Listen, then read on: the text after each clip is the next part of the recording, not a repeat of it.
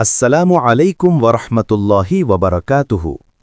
স্বাগতম আপনাকে Islamic history 786 চ্যানেলে। এখানে আপনি জানতে পারবেন ইসলামের গৌরবময় ইতিহাস, নবী রসুলদের জীবন কাহিনী, সাহাবীদের ত্যাগ ও সংগ্রাম এবং ইসলামের গুরুত্বপূর্ণ ঘটনাবলী। আমাদের লক্ষ্য হল সহজ ভাষায় নির্ভুল তথ্যের মাধ্যমে ইসলামের প্রকৃত ইতিহাস আপনাদের সামনে তুলে ধরা।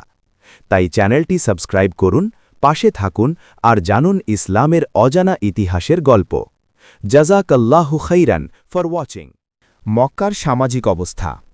মক্কার সামাজিক অবস্থা খ্রিস্টীয় ৫ম শতাব্দীর প্রথম ভাগে কুসাই বিন কিলাব কুরাইশ গোত্রনেতাদের একত্রিত করে সমাজ ব্যবস্থাপনার একটি শক্ত ভিত্তি স্থাপন করেন। অতপর হারামের আশপাশের গাছগাছালি কেটে সেখানে পাথর দিয়ে বাড়িঘর তৈরির সূচনা করেন, যার ফলে মক্কা ধীরে ধীরে একটি পূর্ণাঙ্গ নগরীর রূপ লাভ করে।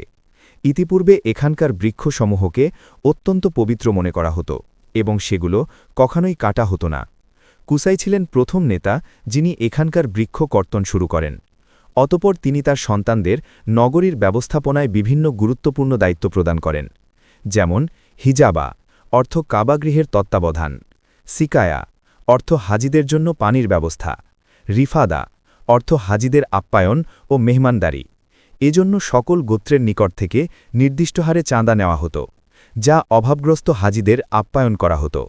লিওয়া অর্থ যুদ্ধের পতাকা বহন করা, নাদোয়া অর্থ পরামর্শ সভা, যেখানে বসে পারস্পরিক পরামর্শের মাধ্যমে সমাজের সমস্যাবলীর সুষ্ঠু সমাধান করা হতো এবং সামাজিক ঐক্য বজায় রাখা হতো।